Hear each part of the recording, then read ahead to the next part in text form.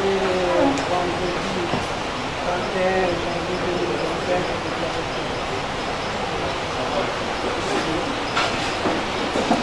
Le PV d'audience du 24 janvier 2025. Il renseigne que la Cour avait renvoyé la cause à ce jour contradictoirement à l'égard de toutes les parties pour la plaidoirie. C'est ça. Vous êtes prêts pour la plaidoirie? On pose la plainte, la coopérative d'épargne et de crédit OPEC Matete contre l'intimée Madame Mbouzi Kanda Fati. OPEC ici représenté Zaou Sweka, avocat après la cour de séance. Comparution conjointe avec Maître Ngoma Vangan, Anissé, avocat au barreau de Congo central. Maître Ngoma Vangan, Anissé, je suis avocat au barreau de Congo central. Comparution conjointe avec Maître Mami Bengila, avocate au barreau de Kinshasa. Madame Mbouzi Kanda Fati. Emento ya Makonko, avocat au barreau de Kisagombe. Je suis le PV d'audience du 24 janvier 2025. Il a renvoyé la cause à ce jour à l'égard de toutes les parties dossiers contradictoirement. Oui. La Cour appelle la cause sur RTA 2713. Et la plainte, vous avez la parole. Honorable membre de la composition, monsieur l'organe de la loi, comme vous le voyez dans cette cause, cette affaire a déjà été plaidée. Prise en délibéré, il y avait un arrêt avant dire droit. Laquelle arrêt avait ordonné à l'inspecteur du travail de pouvoir recalculer les décomptes finaux. Donc à ce jour, nous n'allons faire qu'un débat sur les recalculs ou sinon la position qu'a donnée l'inspecteur du travail après avoir été notifié de cet arrêt rendu par votre cour en date du 22 novembre de l'année passée ou 2024. Mais pour que votre cours soit quand même ait une idée sur cette cause, c'est que nous sommes venus en appel, Madame le Président, pour que votre cours puisse comprendre le manœuvre ou sinon le mal jugé qu'avait dans le dossier RT 0, donc rendu par 1148, rendu par le tribunal du travail de Kinshasa Matete. Nous n'allons plus revenir sur ce point parce que l'arrêt nous invite seulement sur le recalcul du décompte. À moins que votre cour estime que nous allons encore replaider, parce que nous l'avons déjà plaidé. Voici la difficulté que nous rencontrons tous. Pourquoi nous disons ça? Et la Cour, et nous les partis. Aujourd'hui, nous avons 4 calculs de décompte final. Seulement pour un seul dossier. Et ça vous met en difficulté. Pourquoi nous disons ça? Le premier juge avait entre ses mains 2 calculs de décompte final. Le premier calcul parlait de 10 millions. Un autre vient, c'est de 20 millions. Nous sommes arrivés ici, le premier juge a tenu compte du calcul de 20 millions. C'est comme ça que nous étions venus ici. Votre cour avait estimé que pareille chose ne pouvait pas passer. Il a ordonné les défenses à exécuter. Parce qu'il y avait une ambiguïté sur le fond, le nœud même du problème. Comme vous le savez, en matière du travail, le calcul des décomptes finaux constitue le nœud du problème. Parce que nous avons soutenu que la dame a été licenciée régulièrement pour avoir commis une faute lourde. L'insubordination a été développée dans toutes les instances possibles. Mais le problème s'est résidé sur le calcul des décomptes finaux. Et votre cour, après avoir ordonné les défenses, avait demandé à l'inspecteur de recalculer les décomptes finaux. L'inspecteur a recalculé les décomptes finaux. Cette fois-là, c'était l'inspecteur Mutoro Assoumani Bin Omari. Dans son calcul des décomptes finaux, il a trouvé 18 millions. Et pendant que votre cour, 18 millions, la preuve elle est là. Nous vous démontrons comment vous êtes en difficulté. Oui, c'est 18 millions.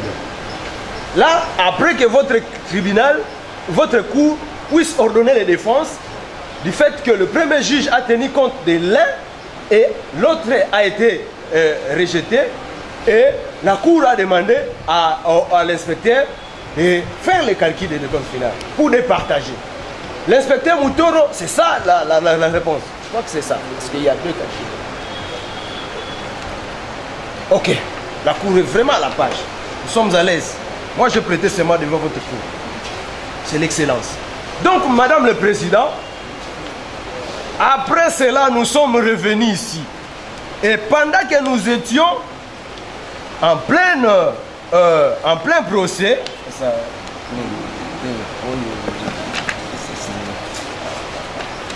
pendant que nous étions en plein procès, nous avons été rapprochés par un confrère aujourd'hui devenu magistrat, parce que la dame était assistée par un confrère aujourd'hui devenu magistrat, pour qu'on mette fin à ces litiges. Qu'est-ce qu'on doit faire? Les confrères, après avoir parlé avec sa cliente qui est ici aujourd'hui, ils ont estimé non qu'on prenne les décomptes de 10 millions. Mettons fin à ces litiges. Nous l'avons fait, la pièce est dans les dossiers, la décharge est dans les dossiers. Ils ont signé la décharge. Et la dame a même perçu 10 millions pour mettre fin à ces litiges. L'article 33 du Code civil, qui prévoit que les conventions légalement formées entre les parties constituent une loi pour ceux qui les ont fait, et ils doivent les respecter, Madame le Président. Surpris! Là, nous étions en plein procès. Et vous allez vous rendre compte que le RTA 2713 a été même inscrit, on a fait allusion à ça dans cette décharge. Comme la dame voulait toujours avoir plus, elle vient encore activer l'affaire qui était ici. Donc la cour va de nouveau demander encore cette fois-là au même inspecteur du travail de recalculer le décompte final. Mais enfin, nous nous sommes soumis. Et c'était le 22 novembre de l'année passée, 2024. Voyez maintenant, l'inspecteur qu'on a requis cette fois-ci va faire de nouveau les recalculs de décompte final. Il tombe sur 18 millions. Vous allez voir, il y a deux calculs qui parlent de 18 millions. Deux autres calculs, tantôt 20 millions, tantôt 10 millions. Et même les calculs de 18 millions, les calculs de 18 millions, il y a deux inspecteurs qui l'ont signé. Il y a un signé par Motoro et un autre par Jean Katende Siyol. Voilà pourquoi, Madame le Président, vous allez comprendre que pour un seul dossier, pour Madame Mbouzi Kanda, vous avez 4 calculs de décompte final.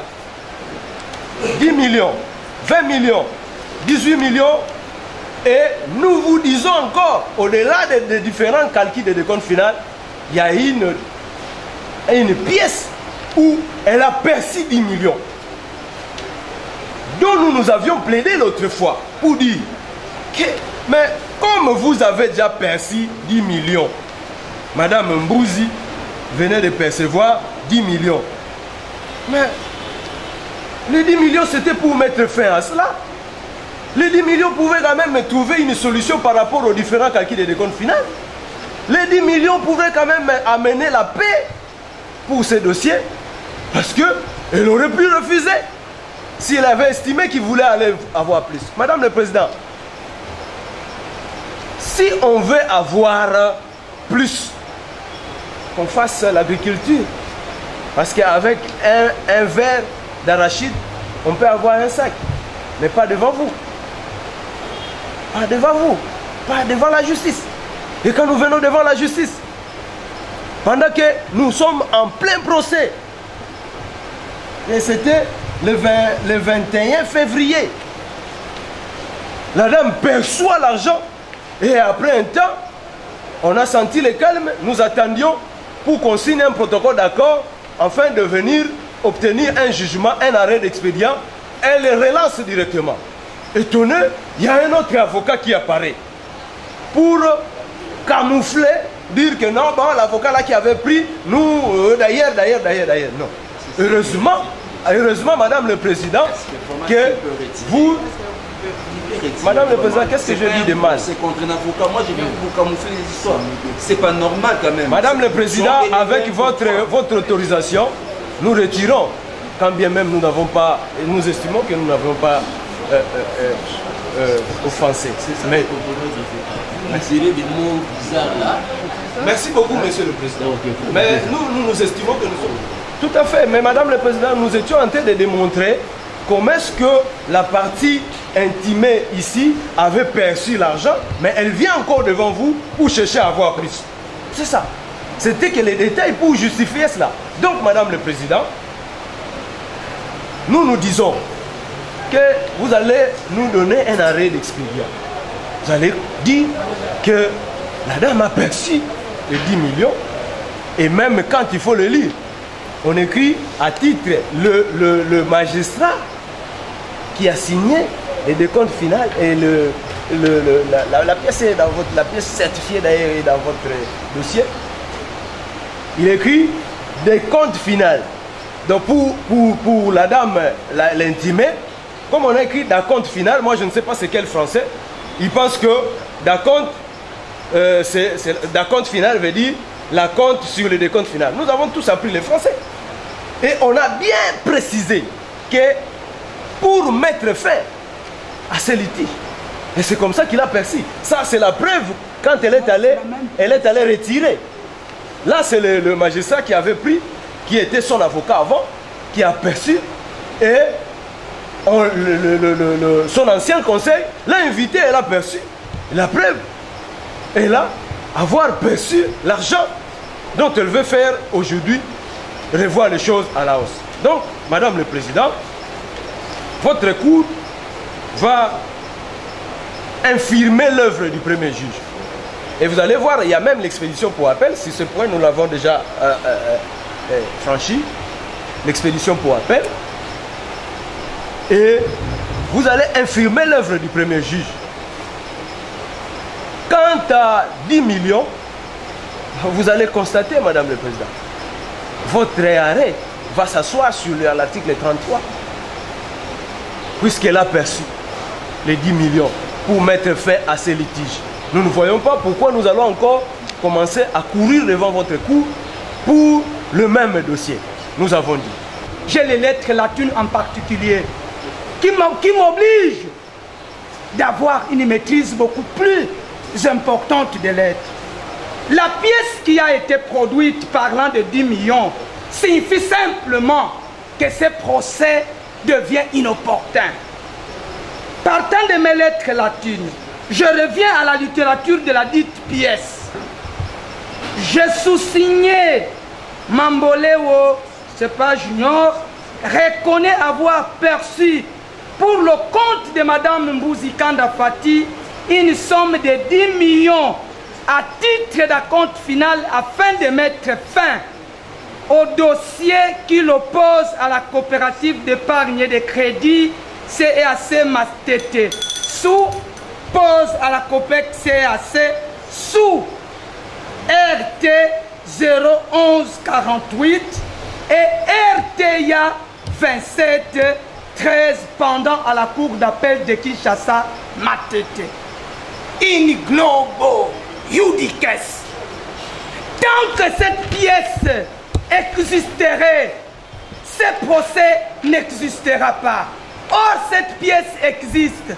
Donc, pour ne pas être dans le syllogisme, vous ferez droit à prononcer un jugement expédient qui bondira certes dans l'esprit de cette pièce.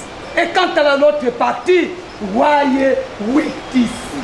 Malheur aux vaincus. Et vous aurez fait œuvre utile, nous avons dit. Vous avez la parole. Et Madame le Premier Président, Monsieur Dacou, je m'efforcerai d'être comme d'habitude élégant, parce que nous sommes d'une école ayant appris l'élégance, la courtoisie quand on est devant la barre. Je m'efforcerai aussi de rester dans le fait, tel que ça a été vécu par ma cliente, et tel que ça a été développé par devant votre cours. Je m'efforcerai en droit de votre cours qui ordonne à l'inspecteur urbain du travail de recalculer les décomptes finales de ma cliente. Pourquoi est-ce que la cour en est arrivée là? Nous sommes d'abord au premier ADD, au mois de janvier. Parce que la partie COPEC ne vous dit pas, elle a été condamnée au premier degré sous le RT 01148 à payer à ma cliente la somme équivalente à 36 mois de son dernier salaire, soit 37 286 964 francs congolais à titre de dommages et intérêts, et au paiement de ce compte final tel que calculé par l'inspecteur du travail du ressort, soit 20 269 075 francs congolais. Après les défenses exécutées, je n'y reviens pas. Le débat a tourné autour de ces décomptes. Parce qu'on vous dit qu'il y a 4 décomptes finales. Il n'y a pas 4 décomptes finales. Parce que nous sommes en appel. C'est parce que les juges d'appel. Qu'est-ce qu'il dit? Qu'est-ce qui s'est passé plutôt? Je vais expliquer. Lorsque le conflit était pendant devant l'inspecteur du travail, il y a eu certes 2 décomptes finales. Le premier décompte final a été mal calculé par l'inspecteur parce qu'il n'avait pas tenu compte du SMIC. C'est ce qui a donné des montants de 10 millions. Lorsque ma cliente prend en possession, non, il n'y a pas de SMIC. On doit calculer les décomptes finales par rapport au SMIC. C'est comme ça que l'inspecteur va réajuster ces décomptes finales par rapport au SMIC qui va donner 20 millions.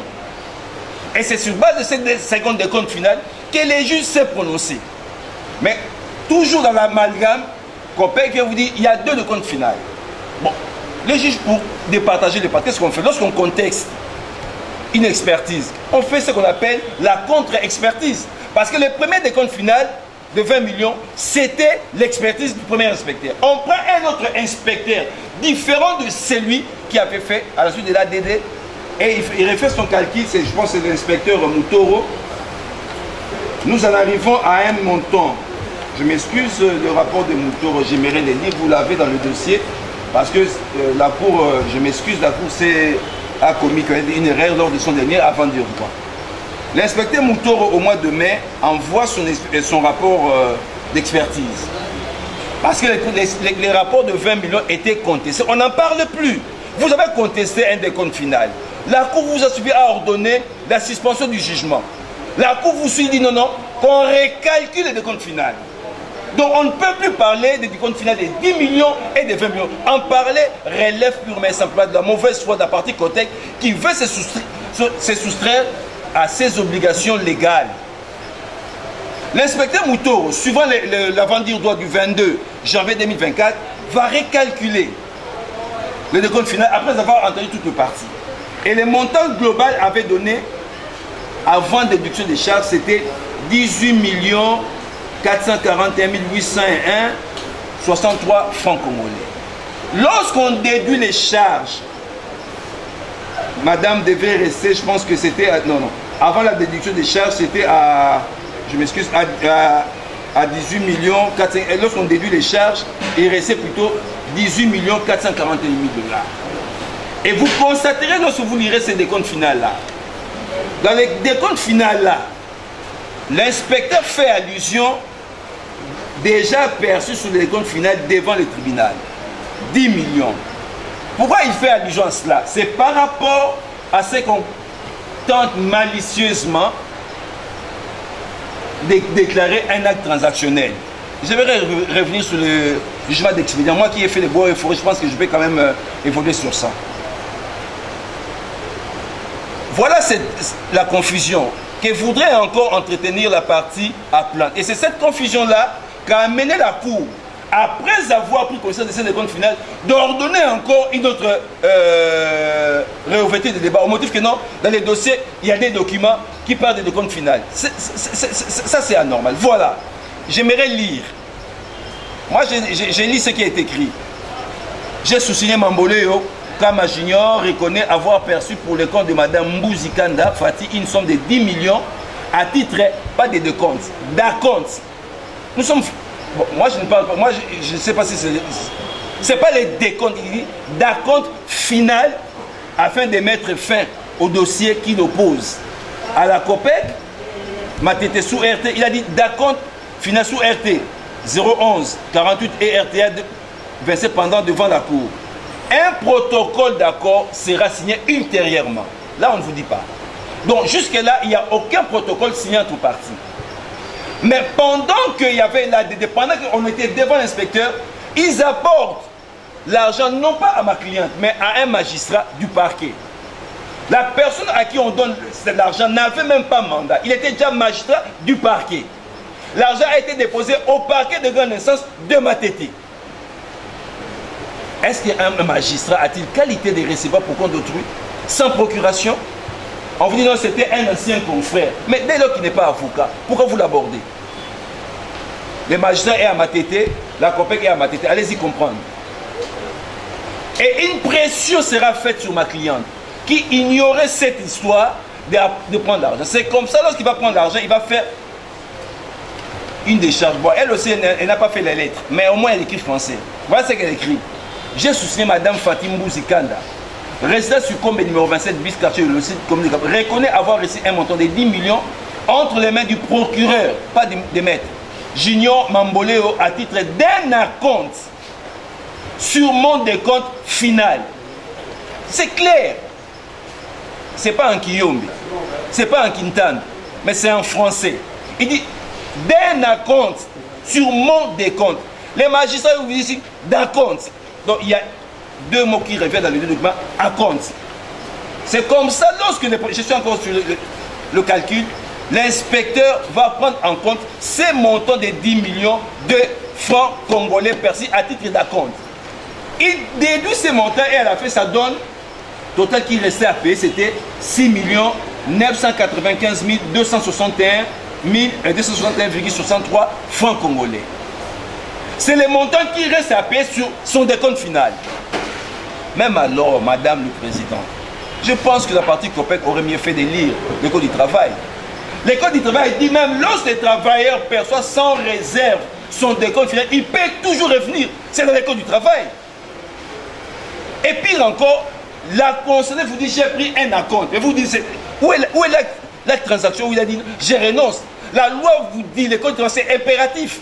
Lorsque le travailleur prend même 100 millions de dollars, mais et que les 100 millions de dollars étaient insuffisants, même s'il avait pris sans réserve, il peut revenir pour demander que l'on calcule et qu'on lui donne son droit. Pourquoi priver à cette dame son dû? Si c'est par mauvaise foi. On revient, nous plaidons l'affaire. L'affaire est plaidée sur ça. Parce que lorsqu'on plaide, le ministère public va prendre les dossiers. Au regard des moyens, je vais peut-être épilocher ça rapidement. Le ministère public va donner son avis pour demander à votre cour de dire les rappels irrécevables. Parce que la personne qui a donné mandat à l'avocat de relever appel n'a pas qualité. On va vous brandir les statuts. Même dans les statuts, vous ne verrez nulle part le pouvoir de ce monsieur qui a donné mandat aux avocats de relever appel. Il n'y a même pas de procès verbaux d'Assemblée générale qui donnent mandat à ces gens-là. C'est comme ça que le ministère public va donner son avis pour que votre cour déclare l'appel irrécevable, tel que nous l'avons aussi soulevé. Fort malheureusement, votre cour reprend l'affaire en délibéré. Après l'avis du ministère public, tendant à voir votre cour déclarer cet appel irrécevable, votre cour revient encore.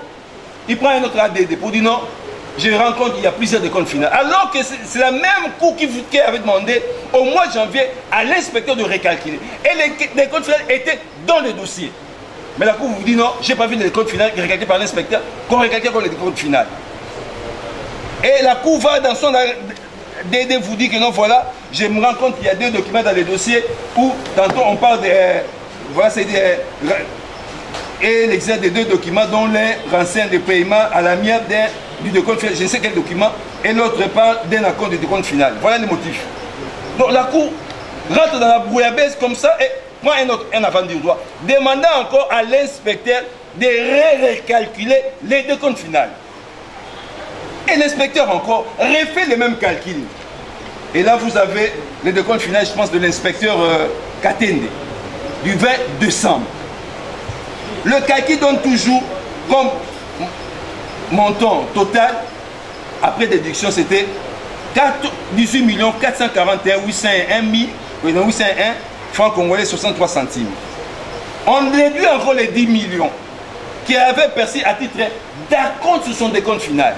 On tombe au montant de combien? De 6 995 261 qui reste à payer à madame, outre les condamnations au dommage et intérêt qui revient, je pense, à 37 286 964 francs congolais. Donc, à ces jours, il y a une constance.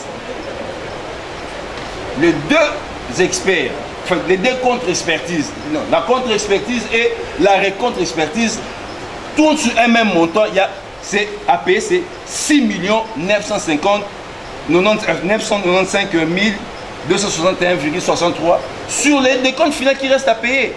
Et j'ai dit et j'insiste, le code du travail est clair, je le mettais dans ma note de la disposition légale, même si on perçoit sans réserve le décompte final, on peut toujours revenir pour que l'inspecteur le calcule. Ça c'est légal. Donc, prétendre à ces jours qu'il y a un acte, je mets à défi, qu'on sorte l'acte transactionnel signé entre Mme Bouzikanda et la COPEC, par lequel plutôt elle a déclaré mettre fin au litige entre parties. Il n'y en aura pas. On s'accroche sur ça, c'est bien écrit décharge d'acompte final. C'est acompte, ce n'est pas décompte final. Et la conseillère vous dit, moi j'ai pris un acompte sur mon décompte final. Qu'est-ce que vous voulez? Donc on doit croire à ces magistrats ou on doit croire au propriétaire du dossier. Donc si je comprends bien, il y a une collision d'intérêts entre le magistrat, qui n'était plus avocat, qui n'avait pas mandat, et la COPEC, pour que la COPEC s'arc-boute sur ce document, ce bout de papier, qu'on peut déchirer à tout moment. Même qu'il ne sait pas, lorsqu'il y a même, admettons s'il y avait acte transactionnel. Mais lorsqu'il y a, lorsqu'il y a lésion, on peut revenir sur un acte transactionnel. C'est tellement élémentaire qu'on ne pouvait même pas rester ici débattre de ces dossiers. Donc vous constatez, Madame le Président, à ces jours, il demeure une constance que la COPEC doit encore à ma cliente la somme de 6 995 261,63 à titre de solde, je vais dire, de solde de compte, parce que le décompte a été calculé et on a déduit ce qu'il a déjà perçu. C'est tellement élémentaire. Ça, c'est un. On vous dit, voilà, que votre cour nous fasse un jugement d'expédient. Je ne sais pas si on a compris c'est quoi un jugement d'expédient. Je ne sais pas. On parle d'un arrêt d'expédient. Je ne sais pas si vraiment lorsque la COPEC est tentée d'arguer sur cela, la COPEC a compris c'est quoi un arrêt d'expédient. Du petit français que moi j'ai pu comprendre peut-être lorsque j'ai fait le droit, un arrêt d'expédient intervient lorsque le parti se met d'accord de résoudre leur litige en dehors des juridictions et ils viennent, voilà l'accord entre parties. Vous, juridiction, prenez en compte cet accord et constater qu'il y a accord entre parties. Or, dans le cas d'espèce, il n'y a aucun accord entre Mme Bouzikanda et la COPEC par lequel le litige entre parties a été clôturé. Il n'y en a pas. Même si on doit rentrer jusqu'à ce que Jésus-Christ reviendra, il n'y aura pas cet accord. Elle n'a jamais signé ça. Ça, c'est de 1. Donc, constatez qu'il n'y a pas un accord entre parties. Et pour cheater, je vais cheater en 3 minutes. 1. Je réitère ce que j'avais dit précédemment. Avant d'entamer les Français, là c'était le fond par rapport au déconfinement. Je réitère ma plaidoirie antérieure. Votre cour, à titre principal, dira c'est la peine irrécevable pour défaut de qualité dans le chef des personnes qui ont donné mandat à l'avocat de relever la peine. Vous constatez qu'il y a un certain monsieur Toto et un autre qui ont donné mandat à l'avocat sans pour autant justifier de leur qualité. Dans les dossiers, il n'y a pas un procès verbal de la COPEC qui atteste que ces deux messieurs-là ont été nommés PCA et DG. Ça, c'est PCA pour donner mandat à l'avocat. Il n'y a pas de procès verbal.